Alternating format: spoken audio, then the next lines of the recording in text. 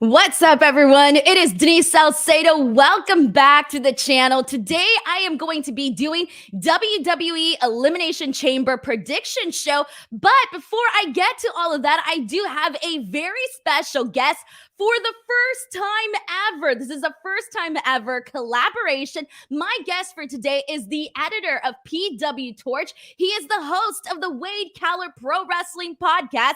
Ladies and gentlemen, please welcome Wade Keller. What's up, Wade? How you doing, Denise? I'm doing great. Thank you so much for having me on. First of all, thank you for saying yes to being part of this. I'm happy to be here. I don't do a lot on camera, so if I'm looking the wrong way or something, I'll get better as we go. No, I really appreciate it. So side note, just a little behind the scenes. So I was trying to think of who I wanted to be my guest for this show, right? I usually have, good people that I think are doing a great job in pro wrestling on these shows. And I just love to do these type of first time collaborations, right? And so I was thinking, I was like, okay, you know what? I'm going to reach out to Wade. We haven't really talked much, but I'm going to go ahead and reach out to him. So when you said yes, I went back and I told my fiance, I was like, hey, I guess who my guest is for the show. And he was like, oh, who's it gonna be? And I was like, hey, it's gonna be Wade Keller. And he was like, oh shit, he thought that's a pretty great guess. He was like, how'd that happen? And I kind of gave him a quick little rundown of me reaching out to you via DMs, and he was just pretty excited that I was gonna have you on for today. Awesome. I hope I live up to his excitement. Yeah, let's do it. Hey, I have a question for you. Yes. By any chance, we weren't sitting next to each other, were we, at Full Gear? We may have been in the media section. Wouldn't that be weird? Yeah, I think we were sitting next to each other, but I'm not entirely too sure because I think it was one of those quick things where I was like, hey, how's it going? Hey, whatever. And then we just paid attention to the show. Yeah, totally. And I was surrounded by people I knew because that's my city. Yeah. And people are coming up to me from left and right, and then I'm trying to keep track of the show. But that's just weird. I know, right? What a small world. Yeah. That was a fun show. Here we are. We're going to be doing Elimination Chamber review. Review predictions. And we're basically going to be talking about all of the matches that have been announced so far. I know we have 8 matches. We'll be sharing our thoughts on how we feel about, the storylines and also who we think is going to be winning and all of that good stuff. So if you are watching, if you are part of the stream, make sure that you guys go ahead and, send in your thoughts, send in your comments. I will be keeping an eye out on the chat. As you all know, all my shows are very interactive, so I will be pulling some of your thoughts up as we continue on with this show. But let's go ahead and get things started. So Wade, I want to kick things off with, how are you feeling heading into this Elimination Chamber pay-per-view in terms of the build, in terms of the overall card, and also the fact that it is taking place in Saudi Arabia? Yeah, it's different having a Saturday morning, afternoon pay-per-view. I don't know if I'm going to be in the mode I need to be in, so it's going to be interesting. It's like it's like when you see your school teacher in the grocery store when you're a kid, and it's like you're like, this isn't real, this isn't normal. I see her during the day in school. So yeah, watching WWE in the afternoon, live from Saudi Arabia, is going to be kind of weird. So there's that aspect of it. I mean, the crowd seems like they like the product and are into it, so that's good. It's still Saudi Arabia, so there's controversy. I'm not crazy about what's starting to feel like WWE creeping into a little bit of promoting the country and the regime and their commentary. It feels like they're not just there because they can sell tickets. It feels like Saudi Arabia paid money so that America could hear good things from WWE about them. So I hope they don't go overboard on that like they did on the first show, and it felt like it's creeping back a little bit. Out of the way. It feels like a propaganda thing, from the very beginning, right? And recently we had they're pushing more of the women's thing, which in a way is cool because at the end of the day, we know that the stuff with the women over there is so backwards and all of that. But they have been promoting the fact that they have more than one women's match on this card. They got the billboard with Becky Lynch and Lita, and I think Lita said that it was the first time that I don't know if she meant the first time any female athletes were on a billboard, but I know she for sure for WWE.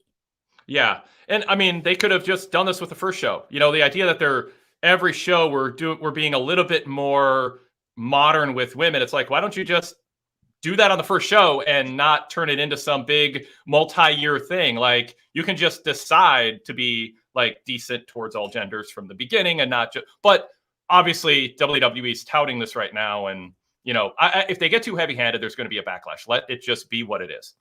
I feel like at this point, regardless of what they do and do not promote, I think just the fact that this pay-per-view is this premium live event is being taken place in Saudi Arabia. I think no matter what, there's always going to be that backlash just because of, everything that has happened with, Saudi Arabia and all the politics. And we're not even going to get into all of that. But I just think like, regardless, I remember the first time like that they announced the show, especially after, the death of the journalist. It's kind of one of those things where I saw a lot of people saying like, we're not going to support the product. We're not going to watch the show. And, there's a lot of people that basically go out there and say like, why are you covering the show? Why are you promoting the show, etc. So no matter what, I feel like it's going to get that backlash regardless.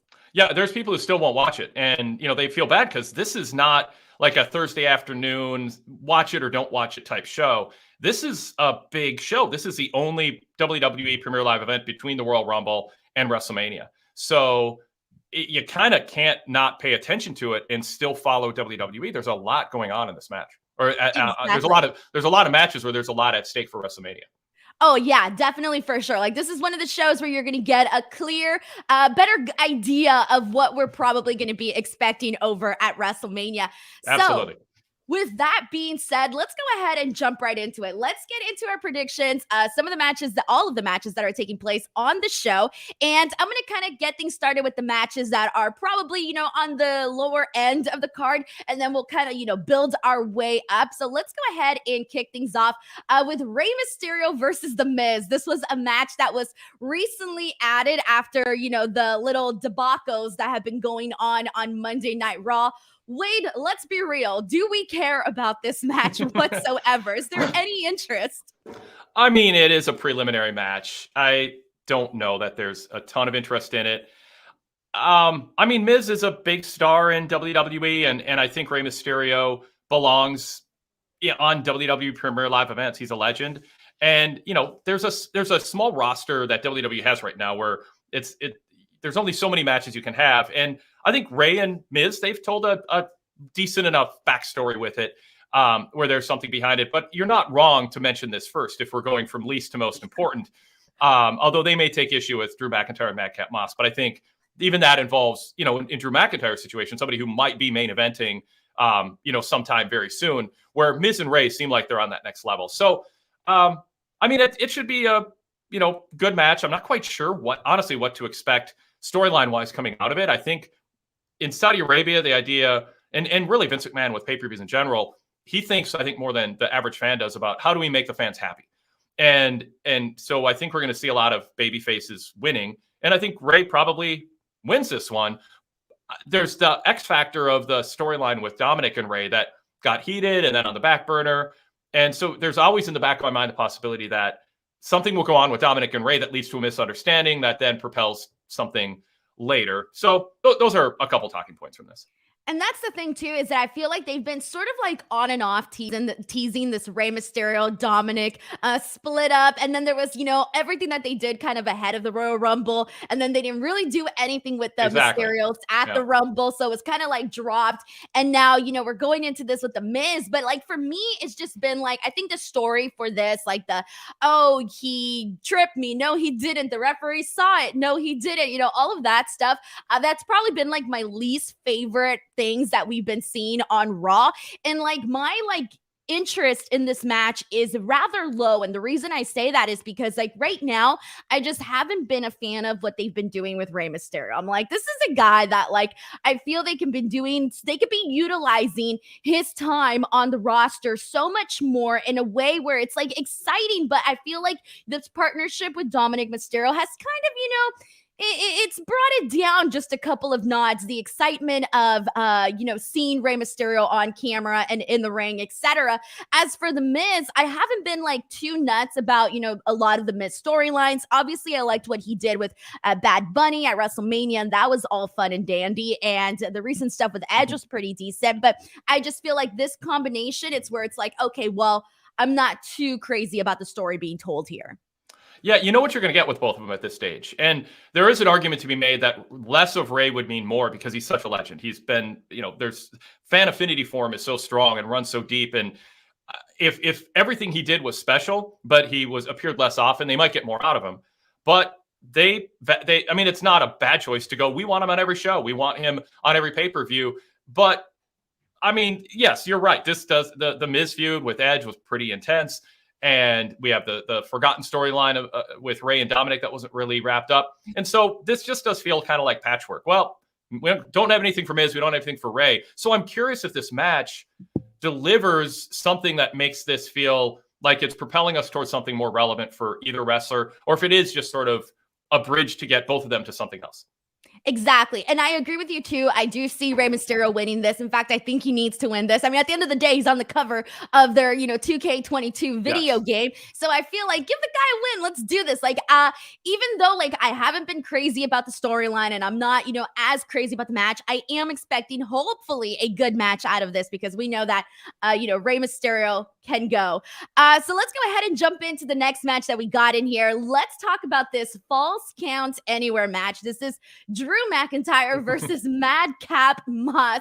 Wade, I think that when we first, this is obviously a rematch. We've seen this match before. I think when we first heard that this match was happening at the last pay-per-view, I remember thinking like, this is really what we're doing with Drew McIntyre. Yes. And I don't think we expected to see this match again at another pay-per-view. So what are your thoughts in regards to what they're doing with Drew McIntyre and this whole Happy Corbin, Madcap Moss deal? I mean, I think we're headed towards Drew against Happy Corbin at WrestleMania. I mean, you look at the lay of the land, it seems like Madcap is a setup for that. I expect Drew to win here. But I get the sense Vince McMahon really likes Madcap Moss and Happy Corbin and the energy and the frivolity that they bring to the program. I don't hate it as much as I want to. I have to admit. I mean, don't want a lot of this in the wrestling I watch, but they're so all in. And I sort of admire that it's just like this polar plunge into bad humor. Or not even dad humor. That's not giving credit to dad humor. Dads, yeah. Yeah, exactly. So I don't know. I mean, I think they have their eye on Madcap developing into something more. He's got the size and the look. He came along really slowly in NXT. I mean, people around NXT were like, I don't know if this guy's going to make it. And it's a tribute to him that he's here on the main roster getting this kind of TV time. Sometimes it can just be Vince McMahon looks at him and sees his charisma off camera and then sees or hears how the dynamic he has with Corbin in real life or something. He goes, hey, they're laughing at dumb jokes. Let's turn that into a gimmick. And I actually haven't heard the genesis of this dynamic between them, but it wouldn't surprise me if that's it. And maybe they're going to end up surprising us over time with people who want to hate this, not hating it. Now, that said, I very much reserve the right to change my mind within a week or two if this just gets unbearable. That is definitely true. And I will say this, because their last match that Drew and Madcap Moss had, was it day one? I believe it was day one, wasn't it? That they had this. Yeah. I think it was that pay-per-view. It wasn't terrible, the match itself. Like, honestly, it wasn't terrible. It's just that, unfortunately, like, nobody cared because the character of Madcap Moss and Happy Corbin is kind of, that one thing that you're watching on SmackDown going, oh no, like, this is why I tuned in on Friday night. Like, these jokes, like you said, the jokes are not, I don't know who these jokes are for. They're not for kids. They're not for dads. So who exactly are they for? So I think, like, for me, like, even though that match was not bad, it's just more of the lack of interest, I think, of, Madcap Moss, and also knowing that Drew McIntyre kind of deserves a better storyline with, people that are and it's hard to say people that are on a different level because the SmackDown roster is pretty slim. So it's even hard to argue that. Like, there isn't really many options there for Drew McIntyre. But I just think, given the fact that, hey, he was just our champion, not too long ago, and now he's sort of been relegated to feuding with Jinder Mahal, and then from there, and it's about a sword, and then from there going into this whole thing with Madcap Moss. And I think that's the thing that is the biggest negative to this whole situation is you're watching this and thinking where Drew McIntyre was a year ago, and even a year and a half ago. It's Drew and Roman at Survivor Series. Who's going to win? Who's Vince going to choose? And it's like, it's so clear Roman's a top guy. Drew, I don't know that Drew fell out of favor, but he certainly fell out of the booking scheme because Lashley got kind of hot and Lesnar is in the mix, and then they went with Big E and to freshen things up. And so Drew is kind of on the sidelines. I don't think Drew is as damaged as some people think he is by being involved in this storyline. But it's a holding pattern, and I think they need to get him after Corbin and Moss, back into the mix with top guys, because otherwise people are kind of in a meta sense, because people watch wrestling and they get immersed in it. But a lot of fans think, what is this telling me about the belief that Vince McMahon has in Drew? And I think people start thinking he doesn't see him as a top guy, and that can affect him. I think Drew is, because of his size, his history, and the way he wrestles, he either needs to be a champion or wrestling for a title, or it doesn't feel right. And fortunately, Madcap Moss as a heel is big. Corbin is big. So it's not like Drew's beating up small heels, which I think doesn't work as well. And I think fans want to see Moss and Corbin get beat up, when you just kind of let yourself fall into the storylines. So it has that going for it. But I mean, the last match at the pay-per-view, I gave 2 stars. I mean, it was passable. It wasn't awful. But it's I think people are going to see it move on. And I'm certainly not speaking for Drew McIntyre, but I think he's making the best of this. A lot of guys just do that. John Moxley told me that when he left WWE. He's like, I would fight against what I was given, and I would propose alternates. And then when the answer was no, do what we say. I just made the best of it. And I do think Drew is doing that. And I don't know how Moss feels about his shtick, but I believe that he loves doing this gimmick. So I have I have admiration for wrestlers who are all in on what they're doing.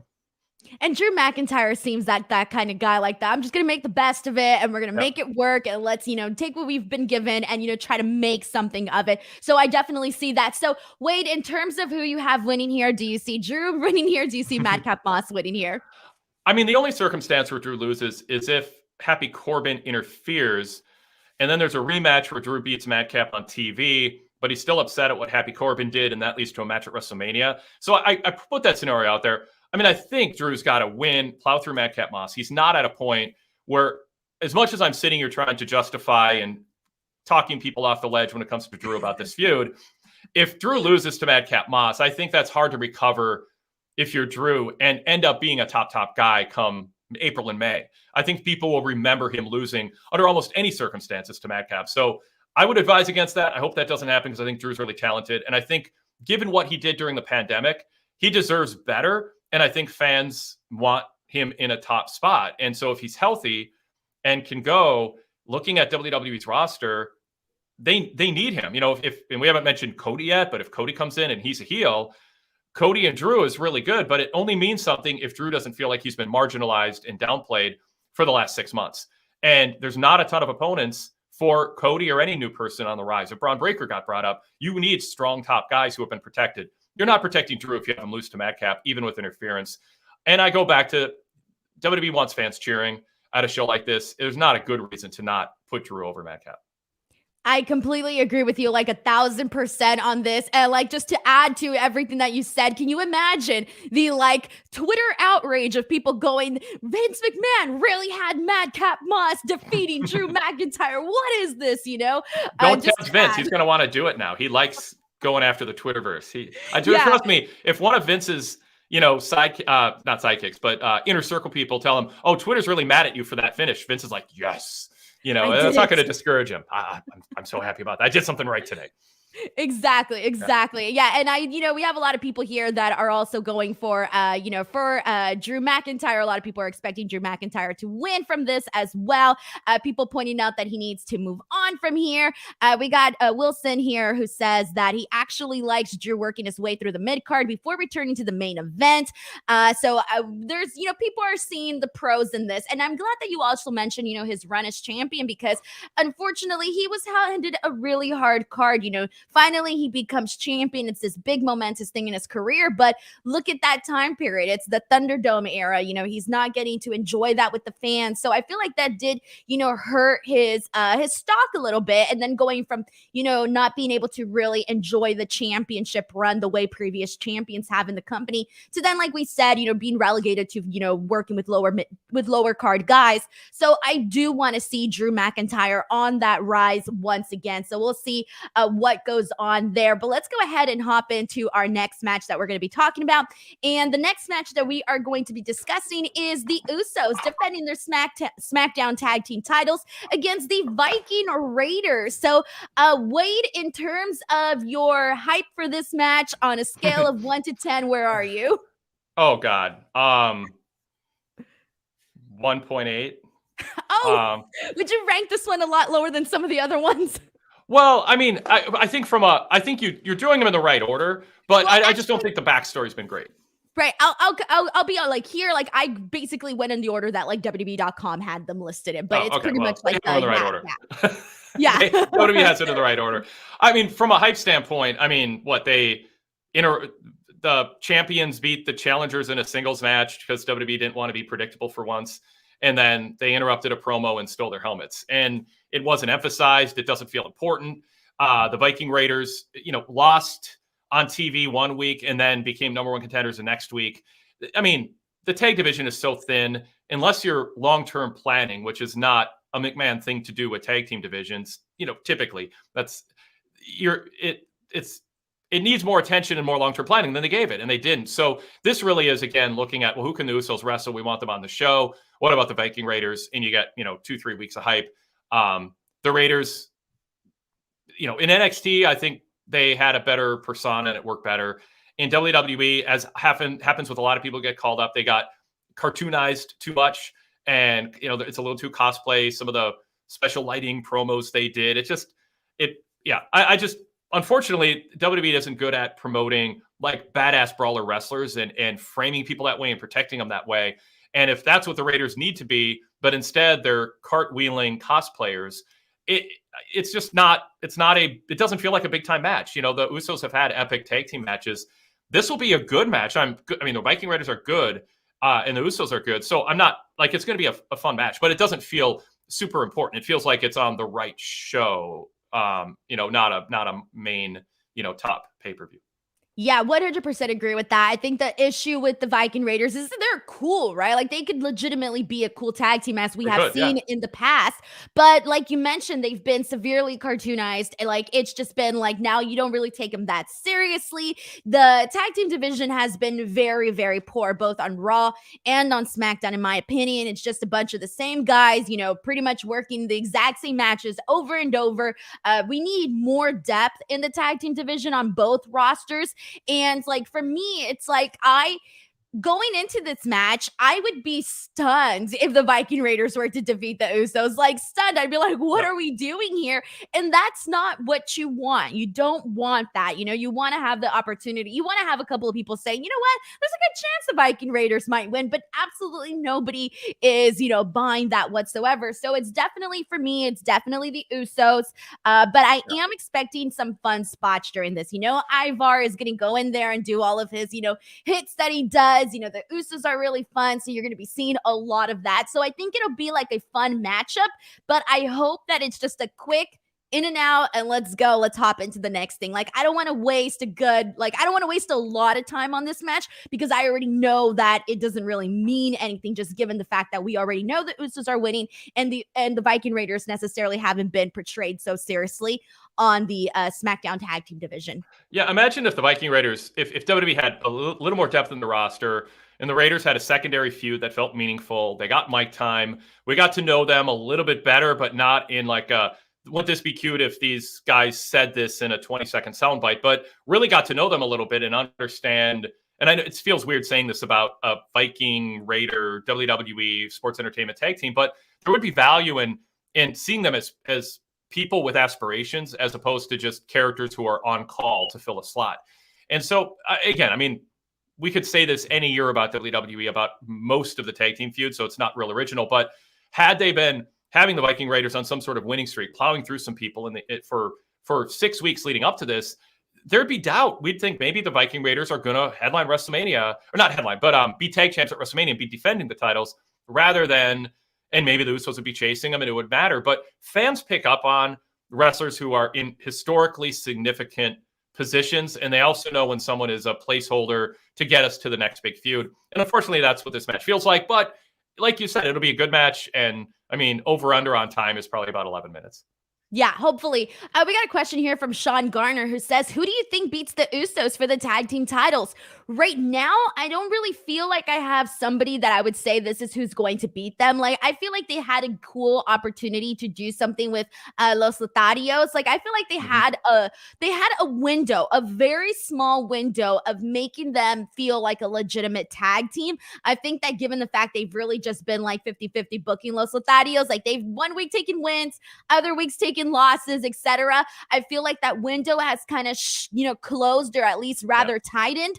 They could change the perception on them if they wanted to, but I think right now they're just being portrayed as also, these two, goofy, they're, these cute Latin boys, and that's pretty much about it. But like, if you were to actually, give, like, the comedy's fine. Like, I'm not anti the comedy whatsoever. Like, that's totally cool. But if you were to actually make them feel like a dominant tag team, like, yeah, they do the comedy, but they can also be dominant in the ring as well. I do think that would elevate them so much, especially because you don't have a team like Los Ethadios, but rather they're sort of relegated to this, like, we're just this goofy tag team that's like a filler at this point. No, exactly. And with the tag team depth, WWE, I don't think books with the idea in mind, this team might need to be important to us 3 months from now. And so you end up with a lack of depth, like you're saying. If Angel Garza and Humberto were protected and built up and they were beating some lower card tag teams or getting a win over maybe two singles wrestlers who were going to go singles afterwards, so you can afford to have them lose to them, you would have some credibility to tell fans in the narrative, these guys are a hot team. We don't know how good they're going to be. They might be the next big team. And you give fans a story to believe in. You give fans something to go, something's at stake here. If they win, this could be the beginning of a tag team dynasty, or they could be tag team of the year. WWE doesn't even try. They don't do that. And so, like, the person asking the questions, who's going to beat them? No one's thinking the Viking Raiders are going to be that team, and they shouldn't if you're paying attention. There's going to be some Viking Raiders stands out there who are going to be like, yes, this is their chance. And I was there once. I know how that is. But I think the odds are low that this is going to be the year of the Viking Raiders. I think when I look at the roster, like Shinsuke Nakamura and Rick Boogs might be the best team to beat the Usos. So, at WrestleMania, post WrestleMania, when you look at the tag team options, New Day, they've been there, done that. And well, that's it. We've talked about all the teams. So, I mean, who else is there? I'm looking at the roster. There's nobody else. Well, I guess Ridge Holland and Sheamus, but they're heels. So, I mean, honestly, there's nobody else that makes any sense. That's how shallow. Sorry, Fox, but that's how shallow WWE's roster is for your show. No, yeah, they need to add a whole lot more to there, or at least make the teams that are there right now just feel a little bit more credible. I think that's definitely something that needs to be worked on here. But let's go ahead and continue on from here. Let's go ahead and jump into this next matchup here, which I think I'm pretty excited for this one, actually. This is Ronda Rousey teaming up with Naomi, taking on Charlotte Flair and Sonya Deville. This was a last-minute addition recently made on SmackDown. Wade, were you expecting to see Ronda Rousey added to this Elimination Chamber card? And if so, what was your reaction or take to that? I'm not surprised at all. I would have been surprised if they gave away a big singles match with her. But I think for the sake of her winning over fans who are kind of skeptical about cheering her, I think having her be a workhorse, having her show up and I mean, obviously, if you're in Saudi Arabia, the feeling fans have, and I think rightfully so, is there's a big payday. It's not like, having to go to some, some wrestlers, go to some small town for an everyday payoff. This is a big show in a lot of ways. That said, Ronda being in a tag match, I think makes a lot of sense. I think people like Naomi, and they like booing Sonya Deville. And I think the angle that they did last Friday is going to position Ronda strategically well to have the best chance to get cheered. And I think Saudi Arabia the fans will cheer her. I think they're less cynical, less, whatever than us, all of us out here in the free world. We're the bitter ones. Yeah. The ones who, well, because I mean, I think there's some fans who react to, wow, there's a star that I saw on TV. This is great. I'm going to cheer him and I'm going to play along with the storyline. And then there's people who watch every single week, year after year, go to live shows, and you just become more discerning. I mean, you know more, and obviously Ronda with her, whatever toddler tantrum she had on Raw last week, and then got talked to, and then she was better on Friday. I don't think people think she's sincere, but that's why WWE has to tell good stories. And I think having her come to the aid of Naomi is just, it's not done often enough, where there's a baby face who's a little higher on the card or a little bigger star running out to save another wrestler who's in peril. And it's just this booking 101 go-to basic technique that's been used forever. And it's timeless. It works. And I think it helps Ronda seem like she's a team player. She's not on her own island with her own locker room, getting manicures while other people that she should be, protecting are getting beat up. Like, I think people have the impression a star of Ronda's caliber wouldn't be bothered to come out and be in the mix. And I think the more she's in the mix, and the less she seems like she sees herself on another level from everybody else, it's going to help her. I think some celebrity crossovers benefit from seeming like they're on another level. Ronda got herself in a little trouble last time. I think having her in the mix, working a match, and she's always really good in the ring. Like, she always surprises, and it's not even surprising anymore. Really takes pride in that. She really took to it naturally. So this is her first big test. But yeah, I like this match. I think it makes the card stronger. And I think it's one of the reasons some people who might not have otherwise tuned in will want to watch, because she still is an attraction and a novelty. And I'm so glad that you mentioned the element that it adds to Ronda Rousey, where you said, like, she's not on this like diva island of her own, only, you know, talking and working with the main card girls like Becky and Charlotte. No, you know, she's going in there and she's having this match. Okay. Like, for me, like, I just feel like it also adds so much to Naomi. Like, Naomi is one of those girls that, you know, she has this like following of people that really want to see her be taken more seriously. And again, like, be brought up to like another level, right? Like, people are rooting for her. And I think like her match that she had with Charlotte on SmackDown, it was so good. We got to see so much of why people root for Naomi. Like, we've seen glimpses of it like every other week and whatnot, but this match that she had with Charlotte, I think really kind of showed that she should be in that conversation. So having her be, you know, teaming up with somebody of the star caliber of Ronda Rousey, I think just adds so much more to Naomi, where it's kind of like they're both benefiting each other by teaming up together, but like in different ways. You know, you already mentioned how it benefits Ronda, so I want to add how it benefits Naomi. Now, I do think it would be really cool to see them, you know, get this win here. I think it would be like, you know, a big deal for Naomi to get this win with Ronda Rousey. And obviously, you know, Ronda Rousey making her way to WrestleMania and, you know, trying to get them wins. I think that this one would be like a really good one overall. In terms of like Charlotte Flair, you know, she's obviously not liked by the people, but I don't think she's going to get booed like that over in Saudi Arabia. So we'll see what goes down there. And I think, Wade, I think you might be frozen. Or am I frozen? Someone is frozen. All right, I'll go ahead and yeah, okay, we'll bring in Wade in just a second, everybody. He's frozen right now, but as soon as he comes back in, he's logging down. He's going to come back in right now. But I'll go ahead and read a couple of your comments in the meantime, and then once Wade comes back, we'll go ahead and continue on with our predictions and whatnot. But let's go ahead and see what people are saying here. This is a comment from Mike, New York, who says, let Naomi pin Charlotte. And we got Wade back in here. Oh, there you go. Hey, Wade. Not sure what happened. No worries. I was like, is he frozen? And I kept talking and I was like, either he's not moving and he's really still, or he's frozen. But then once I was done talking, I was like, oh, he's frozen. But yeah, I pretty much just said like, you know, I really think this benefits everybody. Yeah. I think it would be a good win for both Naomi and Ronda Rousey. Yeah, I heard a good bit of what you said. Maybe not the last 20 seconds, but I was going to say, I'm totally with you. Naomi had a breakout match with Charlotte. Nobody saw that coming. I mean, well, I shouldn't say nobody.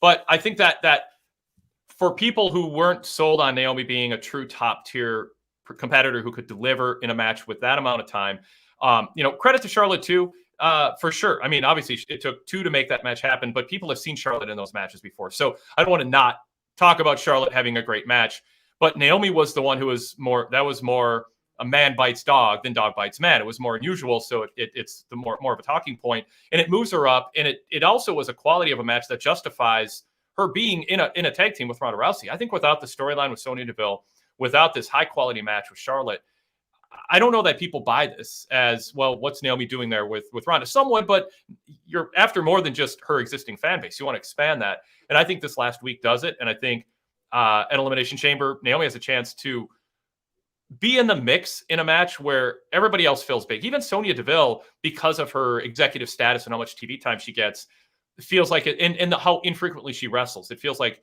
she belongs in this match in that respect. And obviously with the backstory with Naomi, it makes sense for Naomi to be in there. So I think what WWE has strategically done here is created a circumstance where Naomi, because of rubbing shoulders with Ronda, especially if they win, I assume Sonya loses, they've elevated somebody on their roster. And that's important to work into your booking scheme, is what opportunity do we have to showcase someone's talent in a way that will open some eyes, and then put her in a match where in the end, people look at her as somebody who is more worthy of being in a top spot on her own.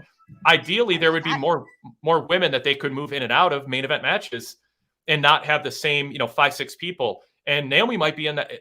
This might be the month where people look back and go, that's when she finally won everybody over that she needed to. Exactly. I think so too. Like, it would only elevate her so much. And that's like the one thing that we've been needing. You can argue the exact same thing for the women's end of the division, where you're like, okay, well, like, let's get some more girls up there, make them feel, again, I feel like this is such a key word, but make them feel credible, so that when you do need matches for your champion, you got somebody to turn to, and you don't feel like you're just wasting your time with like filler people and whatnot. So we do have a super chat from Cyclops is better than Wolverine, who says, if Naomi does the boot in her own feud and lose, I will riot. Yeah, let's seriously riot for that.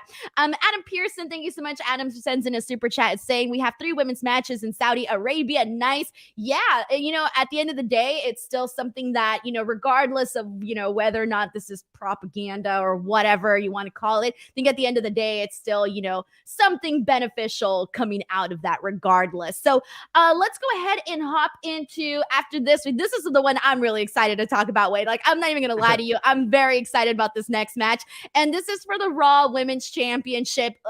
Becky Lynch defending her Raw Women's Championship against Lita, something that none of us really expected was actually going to happen. Nor Lita. Nor Lita, exactly. Yeah. So Wade, I'll kick things off with you in terms of how surprised are you by the fact that we're going to see Lita in singles action in 2022 after, being gone for so many years and not having, a singles match in such a long time? I'm curious what she can do one-on-one with Becky athletically at this point. She just doesn't have a ton of reps in front of a live crowd with the pressure on. So, that's an X factor going into this. I loved everything about the hype so far. I've been more of an advocate than most of Becky as a heel. I completely understand the counter argument, which is, where would WWE be if they had just gone with Becky as a babyface, just done their job to build up heels while she was gone, on the countdown clock to her returning, and let her just knock the pins down one after the other and let fans just love and cheer and buy her merch. I get that is a great scenario they could have done. If we dwell on that, you might miss some of the great stuff that she's doing as a heel. And Lita has turned out to be a perfect rival for her because people really like Lita. She hasn't come back and left in the ring in a way where it doesn't feel novel. And she's doing her best mic work of her career. Like, it seems like in her 40s, she's just more sure of who she is, more confident speaking than she was in her 20s and 30s. So in part of this too, it's sort of like it took Charlotte to help Naomi have this breakout match, and it took Naomi playing her part. Becky is really delivering in terms of, she tried hard with Liv Morgan, and there was some good stuff and some not so good stuff there. But I think the material with Lita's been better, and Lita's really delivered in a way that I think surprises people. Even Sarah on the kickoff shows, there's something about the chemistry here and Lita having confidence in building on some good mic work. And the fan reaction, I think, has been a big factor. I think if the fans didn't react to her like, oh my God, that's Lita, we love her and we remember her, that changes things. I know from talking to wrestlers over the decades, they're insecure. It's crazy to think because they don't show it very often on the air. Maybe Hangman Page does in AEW. That's sort of his gimmick. But most wrestlers on the top half of the card, they don't want to show they're insecure. They're all insecure. That's an overstatement. Most of them are really insecure, don't know if the crowd's going to react to them the right way. We've seen crowds turn on wrestlers you didn't see coming, like Cody. So Lita coming out, you could tell that energized her because you don't know till it happens. So I think she's just energized and motivated. And I think Becky feels like she's helping succeed at being a heel, in part because Lita's so likable. So a lot of things are coming together on this. I get your excitement for it. I'm nervous about the match quality more than if I'd seen Lita do more lately, but I think they can lay out a good match and tell a good story. And I think the crowd is going to be aligned in a way that helps feed the storyline of the match. I really hope that this match is good because, like we said, Lita's one of those people that I feel, a lot of fans have so much, good memories about. We're all, fans of Lita and this and that. We've talked about what trailblazer she is for women's wrestling, that it would really suck to see a poor match out of her. Now, I did get a chance to interview her, and this is the crazy thing for me was like, she said that she had been training ahead of the Royal Rumble. She had been training like an intense type of training, but she was training for like, a multi-man match. Like she wasn't training for like a singles match whatsoever. And what was astonishing to me though, was when she said that WWE essentially asked her if she would be interested in having a one-on-one match for the title with Becky Lynch. She said it was literally immediately after the Royal Rumble. Like she was still sweating, in her gear, and she's asked to essentially do this match. And she basically says that she kind of just said yes without really even thinking about it, where she was just like, yes, like let's do it. And so it is kind of, crazy to think that you go from, all of these years of not, wrestling and then to, go into this big deal match. And so I asked Lita, like, hey, are you feeling pressure? Like, what are your, how are you feeling heading into this match? And she did say that, while she has been gone from the ring for such a long time, it is she's been living a healthy lifestyle. She's been very active. Her body hasn't been, getting beat all of these years. And she did immediately, change her her workouts and her training the second that she found out that she would be heading into this match with Becky Lynch. And she also talked about the whole crowd thing because, you mentioned the crowd and, people being insecure. I think we've heard a lot of, people that are performers that are on camera. Performers tend to be insecure, and that's just like a natural thing, right? Because you tend to be hard on yourself, especially if you're in the limelight and whatnot. So she did talk about the fact that she didn't realize how much the fan support that she was getting, how much she really needed it and how much it meant to her, where she was kind of, maybe doubting herself for like a split second, but having the fans saying like, you can do this, you can be 5-time champion, etc. It kind of definitely boosted her morale up a lot more. And so I think this is one of those matches where like, I am like so incredibly excited for it because I don't feel like, there's so many matches that we're just not ever going to see, right? Like dream matches that we're never going to see are never going to happen, etc. I think on the women's side, the fact that we're getting Becky and Lita one-on-one, to me, feels like a dream match for the women's side of things because, again, it was something that, I didn't expect was going to happen. I don't think a lot of people expected were going to happen. So I'm hoping, fingers crossed, that this match is really good because you don't want to see, again, like this negative comments, especially when, her career has been, for the most part, celebrated and whatnot. You don't want to have anything sort of taint that. And I hope that she doesn't get overambitious.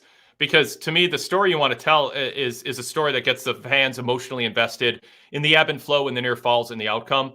I don't want her to get hung up on, I need to do one big spot that nobody believes I can do. When it could be a Kofi Kingston Royal Rumble moment where something goes wrong, you slip, and it can take the wind out of the sails of the match. And so, Lita's known for being able to fly and do cool moves, but I don't think that should be expected of her. I just think the storyline with Becky is strong enough. You can tell a story without that. I think the line that she said last week, which is, I'm not here, I don't have one more match in me, I have one more run in me, is a key to getting fans invested in this. Doesn't matter if this is their last match. You give fans a story to believe in, which is, I think I can win. I think I can go to WrestleMania, defend against Becky in a rematch perhaps, and carry it into the summer, and who knows what happens then. You want to give fans that story.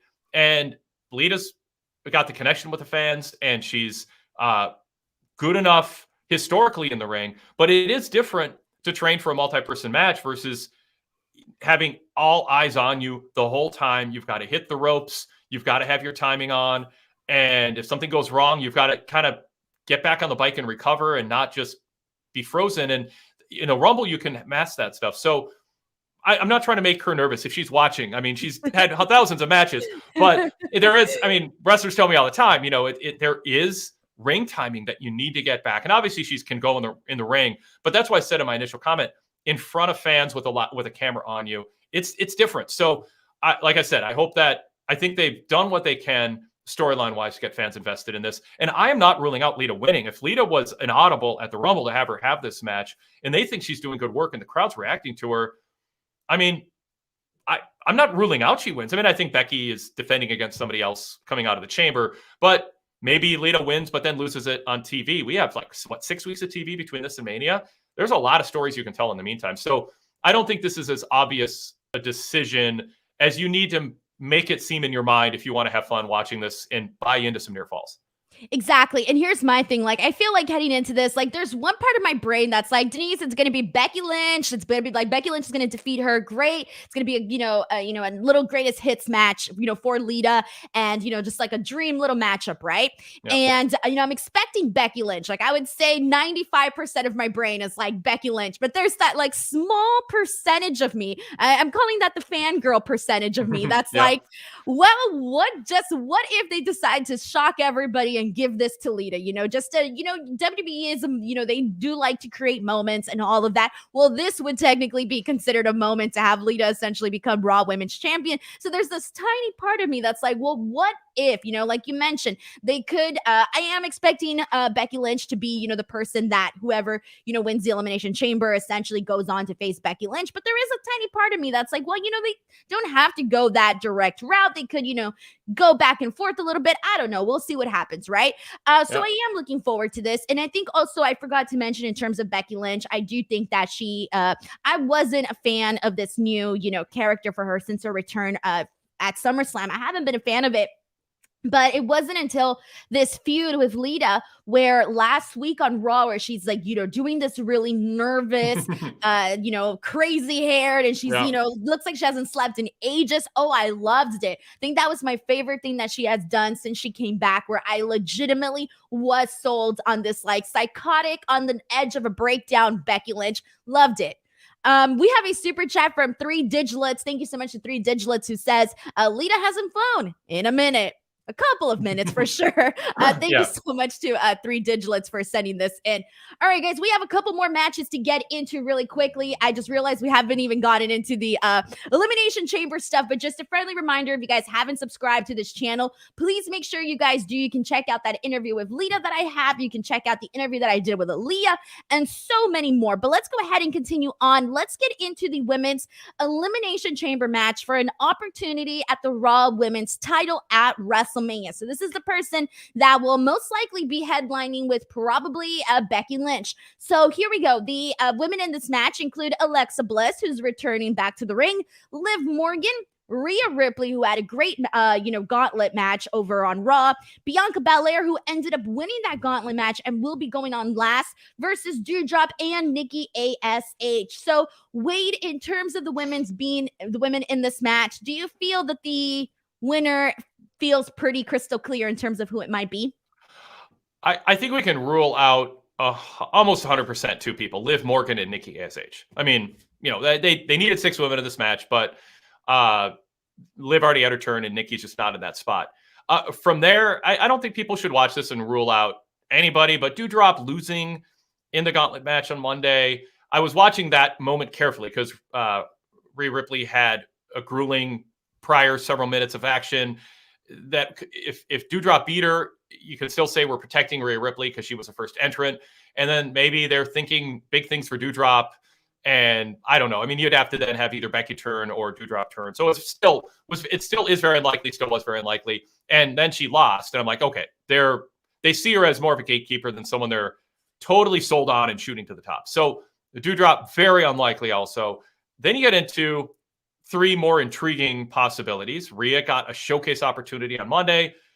If they've just decided we need to create some new stars, maybe somebody we don't know about who's at the top of the card is going to take some time off, and they feel like, well, who are we going to go with? And they're sold on Ripley. Let's give her the showcase moment on Raw.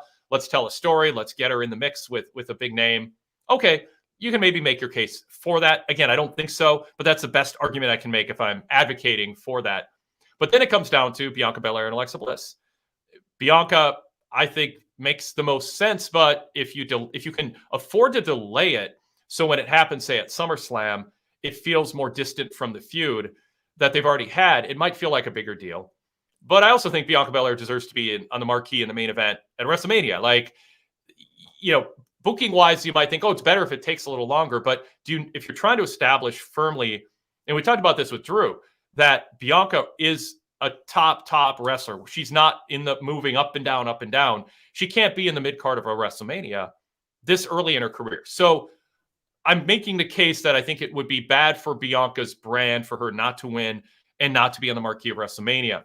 But there is the X factor of Alexa Bliss. What are they thinking with her? What's her character? They added her at the last second. We don't have enough information to know what they have in mind for her. And so if they're thinking there's this really unforeseeable storyline with her that is going to lead to something WWE's in love with regarding Becky, I mean, I can't rule that out either. But I mean, I think Bianca's who you're referring to as the favorite when you introduced the topic. I think so too, yes. Yeah, so I don't know if I talk people into thinking any less, but I made my case for the others as best I could. And I think, there's a couple other people who at least I'm not just going to be my jaw dropped if it happens. Exactly. Like, honestly, like for me though, like, yeah, you mentioned, Alexa Bliss, there being a possibility of that. I just feel like this one has to be Bianca Belair. I think it would hurt her a lot if it wasn't her. And I just feel like, Alexa Bliss and Becky Lynch, that would be cool and all. Okay, great, right? But I don't think that's the matchup for WrestleMania. Liv Morgan, been there, seen it, done it. Okay. Rhea Ripley, like, if it wasn't Bianca Belair and you said, Denise, I'm, putting a gun to your head, you got to pick a different name besides Bianca Belair, I'm going to go with Rhea Ripley, okay? And like, granted, Rhea had a phenomenal, like we said, this was what they did with her on Raw this Monday was like the best thing that they have done with her in God knows how long, honestly. Yeah. So Rhea Ripley would be my second pick, but to be honest, it feels, even then, it still feels like it's not going to happen. Doudrop, I just, they've already been there, seen it, done it with Becky and Doudrop. Nikki A.S.H, unfortunately, they haven't really been treating her character all that, marvelous. So for me, I think it's a clear decision to have Bianca Belair have a nice showcase here during this match. And I think that the story is obviously there. She still at some point needs to get, her revenge for, what went down at SummerSlam. At the end of the day, Bianca Belair was royally screwed from that moment. So I do think that the story is there. She's the competitor. I feel like you don't go from having Bianca Belair, main eventing WrestleMania last year to not, being a part of a big match this year. So for me, it's Bianca Belair all the way. And sometimes just doing the obvious, simple thing, even if it's predictable, is the right thing to do. And I mean, you've made the case. I mean, those are all the reasons to do it. And Bianca's had a great year and she's really, really good. And when she got called up, there were some people, skeptical, of whether this would work. And early on, I think she brought some of the things she did in NXT to get heel heat, stuck with her babyface character too much. And I think it's been an up and down road trying to kind of find that groove. I think she's found a groove. I think fans like her. I know fans like her, and I think fans buy her as a top talent. And creating stars is difficult. And that's why, I waved the caution flag with Drew. Like, you got to kind of make sure you don't send a message he's not a top guy. With Bianca, you don't want to pull the rug out from under her, have fans start doubting whether WWE believes in her. And it's going to be a great match, and it'll look great on the marquee. I think people look at that and go, that's a WrestleMania caliber rematch. And I'm looking at the comments right now, and I think we got a lot of people, besides Bianca, we got a couple of people going for Bianca and Rhea. We got a couple of comments for Liv Morgan. We actually got quite a few for Alexa Bliss as well, which was a little bit unexpected, to be honest. I think I was expecting more of like everybody pointing out Bianca Belair, but from the looks of it, there are some, other considerations that people are putting out there. So it is interesting to see all of that. But let's go ahead and continue on, everybody. So after this, let's go ahead and hop into the men's elimination chamber. We have Austin Theory, AJ Styles, Bobby Lashley, who is, defending his WWE championship in this match, Brock Lesnar, Seth freaking Rollins, and Matt Riddle. So, I don't know if I should ask you if this feels very obvious as well. I think for me, it feels sort of obvious, but then again, you just never know what's going to happen. So Wade, in terms of not only this match, how do you feel about the title being defended? How do you feel about Brock Lesnar being put into this, even though he won the Royal Rumble? How do you feel about the booking aspect of this? And do you think we're going to see a new champion? And do you think that new champion is going to be Brock Lesnar? I do. And I don't like it. I mean, I mean, just we had the draft, and then they blended the rosters, and then they have like, the day one COVID stuff, and then all of a sudden Seth's here and Big E's there, and I'm still trying to like figure out like, and I know Brock's a free agenting and float, and a lot of audibles were called, and storylines didn't make as much sense as they could have and should have and would have if there wasn't. So part of me just looks at all this and goes, it's more of a mess than I prefer. I don't like the idea of title versus title. I don't think they're going to have one champion for the rest of the year. So I think if they have one champion, then they're going to have Eric Bischoff come out and hand a belt to somebody. So I have reasons to try to conjure up a scenario other than Brock winning and it's title versus title. I don't like it. I'm not a fan of it. I know other people are. I'd rather Bobby Lashley retain and we do something else, or I don't love Seth Rollins winning, and I think he's probably going to do something with Kevin Owens. Austin Theory's not going to win. Riddle is kind of intriguing. It would be a real curveball. Again, like I did with the women's division, you can kind of come up with a storyline. I think people really like Riddle. If you're trying to create a new star, elevate somebody, and you think, let's stick with Riddle and Orton together. Let's not have them feud. And if they don't love a tag team match at WrestleMania with those two, then maybe you have Riddle win and he's suddenly champion. And then who knows, you might draw some ratings. People like, this is not what I expected. The next 6 months and a half going into WrestleMania, it's going to be a lot more fun and unpredictable. So I that might have crossed their mind. AJ, week to week, sometimes it seems like they're setting him up for one more run the way they talk about him. And I think fans would buy it and like it. But then there's other times where it seems like they're defining him down and certainly not trying to portray him that way, which was the case this week. But sometimes they have someone lose before they become champion, so the person who beat him seems like a credible challenger. So use reverse psychology that WWE does sometimes. You can talk yourself into anything. There's also the possibility that there's a surprise. Somebody is taken out of the match, a big name or Austin Theory. I don't know where Cody is right now, but if they want to make a very big statement with Cody, they might have a storyline in mind. Someone sees him in Georgia tomorrow, like take a picture, post it on Twitter. So we know he's not on a flight to Saudi Arabia. Well, don't. Let's be surprised either way.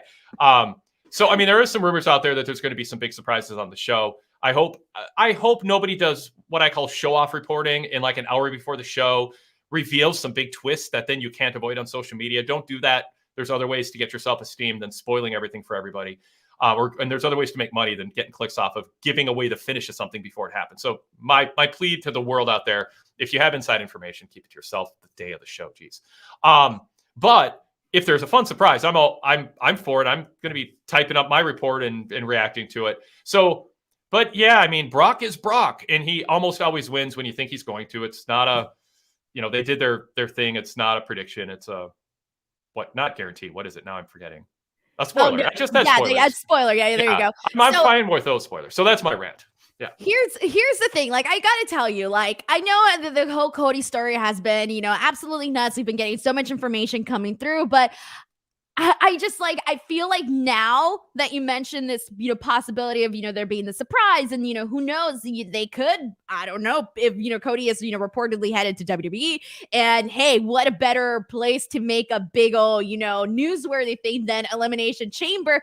But here's what I'm curious about, like how up to the minute, like, I don't know what the rules are to traveling to Saudi Arabia, but yes. I know you have to have approval. I'm assuming that's not something you can do in a couple of, I don't know. I don't know what the process is for that. Maybe the Saudi princes or the royal family love Cody and they just, put in a phone call and he's on a private jet with no visa. I honestly don't know. I don't know how that works. But that was my thinking until, some people were reporting, earlier today, there's going to be big surprises. So to me, it seems like too fast of a turnaround. And I don't know. But it's also possible Cody just told Tony Khan, I'm leaving, this weekend, but he's had 3 weeks of kind of planning for the possibility covertly. I'm conjuring up a way to make it seem more believable he's there. If people are looking for something other than the predictable, which is just Brock plowing through everybody. But I honestly, other than Austin Theory at this point, I think you can make a case where if any of the others win, it's not like, you're not at home chanting, holy shit about it. It's like, okay, they have a different plan than I expected. I'd rather see Lesnar somehow get screwed out of winning and just have the Roman match one-on-one for one title, have Lashley retain, or have Seth or AJ or even Riddle win, set something else up. I like both titles on separate planes. If WWE thinks they need the big title versus title, it's fine. But then what happens afterwards? Do we really have a floating champion? I don't think that is as I don't like that. I like the brand split in each. I'm not for all the championships. There's diminishing returns when you have too many titles, but I like the idea of 2 world champions on each brand. I've gotten used to it, and I think it's fun to compare Lashley to Roman or compare Drew to Roman, like we've had a chance to. Or I think it's fun for fans. I completely agree. Like, I like having, the split champions. I don't think that, Roman versus Brock Lesnar needs to be title versus title. I don't think it needs it, but who knows? Maybe they feel they need it, given that this is a match that we've seen before. So, like, maybe they're thinking, okay, how can we, make it just a tad bit different? Okay, title versus title. And I don't feel like they would have mentioned it, previously. I think they had Brock Lesnar mention it, on Raw. I don't think that they would have done that if that was not, an intention or, something that was highly probable. Now, obviously, things could change. Like we mentioned, there probably being some surprises, some twists and turns over at Elimination Chamber. Yeah. Who knows? And it is one of those things where I'm like, okay, well, you either have Bobby Lashley, retain the championship, but to me, like, I hate to say it, but that does sound just a little bit boring. Like, I think having him and I feel like they wouldn't go through all of this trouble of adding Brock Lesnar, making this the stipulation just to have Bobby Lashley retain. And unfortunately, they kind of have been making Bobby Lashley not look so great since his victory, since he won the championship. He won with assistance, and Brock Lesnar has been burying him on the mic. So for me, I'm kind of like, you guys killed a little bit of what Bobby Lashley was, and which sucks because I've liked Bobby Lashley, especially, as, when he was champion the last time. So I'm looking at this, ain't nobody thinking Austin Theory is going to win this, and he's been having this like funky relationship with Vince McMahon. Still no idea where that's going. I mean, for a hot second I thought they were going to do Shane and Austin Theory, but then we heard the reports about Shane leaving, etc. Right? Riddle is definitely a question mark where he could be the person where it's like out of nowhere, but I still don't think they're going that direction. AJ Styles, like if I'm booking this, I would just be all crazy and be like, you know what, we're giving it to AJ Styles. Here you go. Like but we know that's not the way they're going with this. Seth Rollins, I think, could probably be a surprising one too, but do I think it's going to happen? No. So I either think it's going to be Bobby Lashley, Brock Lesnar, or I do like the idea of it being a surprise. You never know. Vince McMahon could be like, hey, Austin, like, I've gotten to know you this whole time and, you haven't been impressing me. So you're out of this match. And then all of a sudden we get this big surprise. Yeah, who knows? Exactly. Stone Cold Steve, maybe Austin signed his first name and then Stone Cold replaces him because he's on the contract too. I don't know. Yeah. Talk about rumors. So crazy. All right. So yeah, in terms of like what I think is going to happen here, the most probable thing, like the most realistic thing, I'm going to have to go with Brock Lesnar winning and it going title for title. That just feels like the most, it feels like the safest prediction right now. So I'm going to go with safe. and I think that is safe, but I also think a lot of people are, and you mentioned it, looking at the fact that they mentioned that it could title versus title if Brock wins. It would be weird if they didn't mention that. So if they didn't mention it, then people would be like, well, Brock has no chance to win because they're not talking about the conundrum. If he wins, it would be title versus title. How would that work? So they might have felt obligated to mention it, and they might have thought this will make people think it's going to be Brock winning, and they're going to tune in, and we'll have big numbers on Peacock to brag about. So it depends on the storyline. Then you could say, why would they put Brock in the match if he's not going to win? Have him do he wants the payday. They want to give him the payday from Saudi Arabia. They want to load up the card with him. But then who does he face if he's not in the chamber? And WWE might have thought, we don't really have anybody that makes any sense. Let's put him in the chamber. Let's say if he wins, it's title versus title. So it seems possible he wins because otherwise people won't buy it. But in reality, he's not going to win. Something else is going to happen. And so anyway, I'm, again, creating the alternate scenario to what seems like are the breadcrumbs that have been, where the breadcrumbs are leading us. Yeah, I love it. I love alternate scenarios. We have a pretty hilarious super chat that just came in. This is from Cadillac Carson, a good friend of the show, who says, prediction, Austin Theory is laid out backstage. Insert Veer. Veer wins Elimination Chamber. I mean, if Veer's going to finally come over, I mean, it might as well be for a big paycheck, right? I mean, I doubt that's going to happen, but still. I love it. I mean, I called. Shouldn't admit this, but a few years ago when Apollo Crews was new, I called for him to win the Rumble and shoot him to the top. Like, I made my case. Like, if you're gonna try to create a new star, just just shock people with it. Just go all in with somebody right away. Don't dilly dally and define them down and make them lose a bunch of matches before they prove themselves to you. That might not have been a good call. Ultimately, I'll admit that in retrospect. But the principle of the matter was WWE should be looking for those opportunities. So I'm with Cadillac Carson in a general sense. I think WWE should look for doing something that might create a new star instantly, and the ripple effects of that for years would be nothing is ever predictable in WWE. People would always be looking for the equivalent to the Veer moment in some big match. So good contribution to the conversation. If he's right, he should get some. I would be stunned. I would be shocked. Yeah. I personally wouldn't want it, but like, damn, I would be shocked, and I'm all for being surprised. I love surprises. And there's a possibility too. If Lesnar wins, he could lose it on Raw in the next 2 weeks too. Yeah, like it isn't necessarily title versus title. So I wanted to throw that out there. That is true. Yeah. And last and final matchup that we got to talk about, we got the Universal Championship on the line. Roman Reigns defending his title against Goldberg. So Wade, what are your thoughts on the fact that we're getting Roman versus Gold? Oh, I thought that was like intentional. Actually. It was intentional. Oh, it was? Yeah. Okay. I'm not really tired. I'm just yawning over Goldberg being in another big match. Yeah. Okay. So I didn't know I could fake a yawn so believably. All right. I know, it was pretty good. I was like, you fooled me for a second. I was like, either this is perfect timing for your yawn or this is intentional. So how do you feel about this? Yeah, I mean, I'm kind of bored with it. I mean, Roman's going to win, and everybody knows it, and he should win. If he doesn't win, it's crazy. Goldberg is not Lita. We've seen him. I will say this. I thought Goldberg did some of the best mic work I've ever seen him do hyping this match last Friday.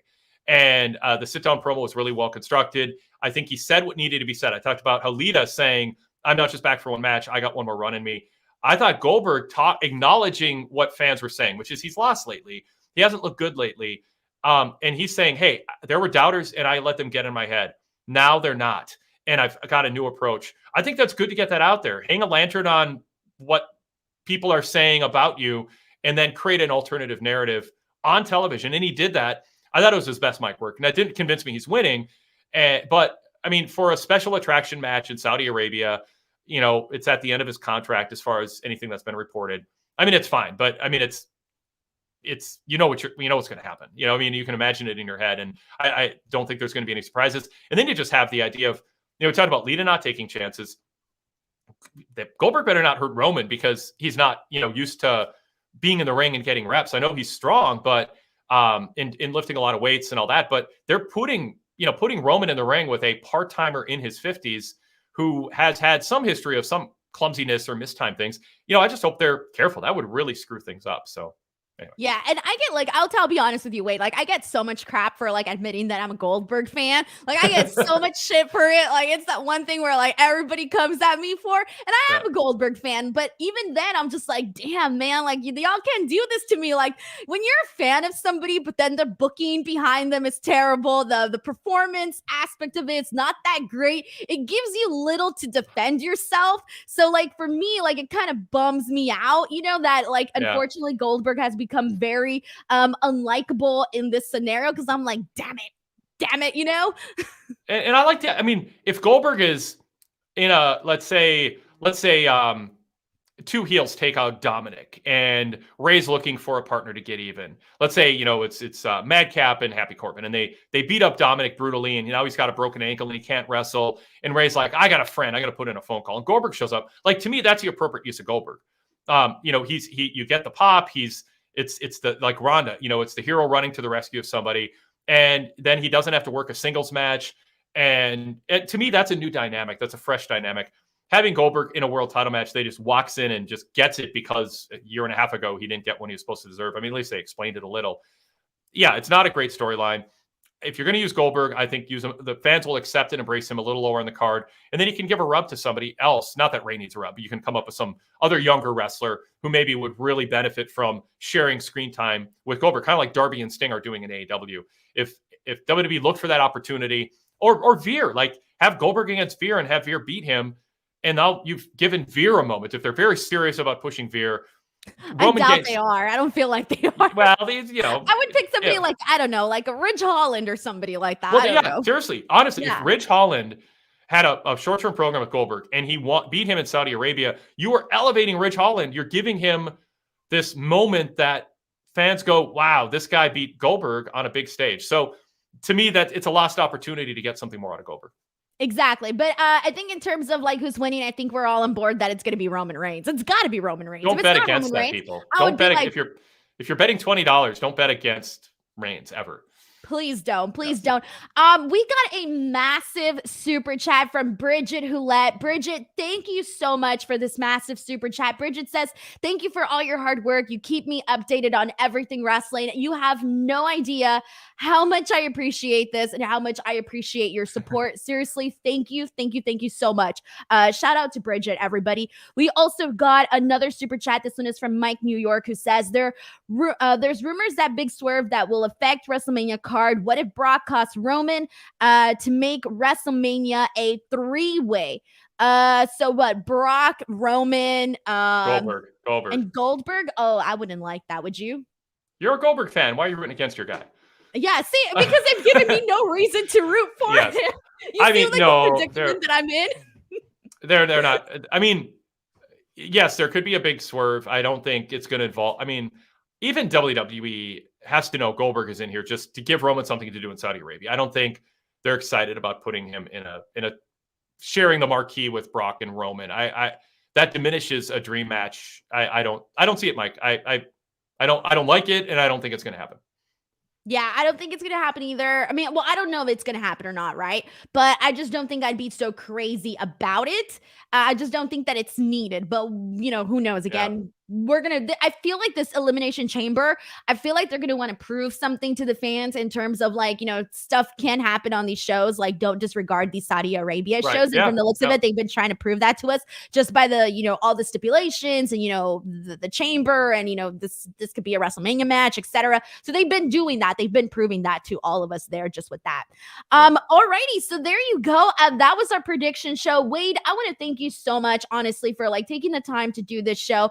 You have no idea how much I appreciate that. So I do want to give you a second to, you know, take the floor and please promote yourself and where people can find you and all of that good stuff. Thanks. Yeah. If you enjoy my commentary or want to hear more, just search Wade Keller on your podcast app. I do a flagship show covering a wide array of topics during the week. There's 2 shows, one with a blue logo, one with a red logo. Subscribe to both. The red logo show is our live post shows. We go live, not on camera, but on audio. After Raw, Dynamite, and SmackDown, about 5 minutes after the show's end. We do an hour and a half. Last night, we did over 2 hours on Dynamite. We have on-site correspondents who are in the building who call us up. We have live callers. We take emails. It's very interactive. You can join us live, but you can also download the show later. So search Wade Keller on your podcast app. Subscribe to both. That's your gateway drug into everything that we do. And then visit our website, PWTorch.com. Breaking news, my live written reports. I'll be doing that Saturday on the pay-per-view, and my Twitter handle's on the screen, so you can follow me there. Yes, please do, guys. Please give Wade some love. I really appreciate anytime somebody takes the time to come on here and do this show, especially Wade, who does great work in the wrestling world. So please make sure to give him some love. I did include the links in the description box below where you guys can follow Wade, and you guys can also check out his podcast, etc., and all of that good stuff. In regards to me, guys, just please subscribe to the YouTube channel. I'm literally trying so hard to get this channel to really be one of my main sources of income. So hopefully it'll happen soon enough. But please make sure you guys click that subscribe button. I'm always posting wrestling content on here, whether it's prediction shows, interviews, and a bunch of other random stuff. Please make sure that you guys click that subscribe button. As for my Elimination Chamber post show that will be taking place on Fightful, I will be over with Sean Ross Sapp doing the Elimination Chamber post show as well as the No Surrender Impact Wrestling show on the exact same day. So it's going to be a loaded day. But other than that, thank you guys so much to everybody who's in here today. Do not forget to give Wade some love, and we'll see you guys next time. Bye, everybody.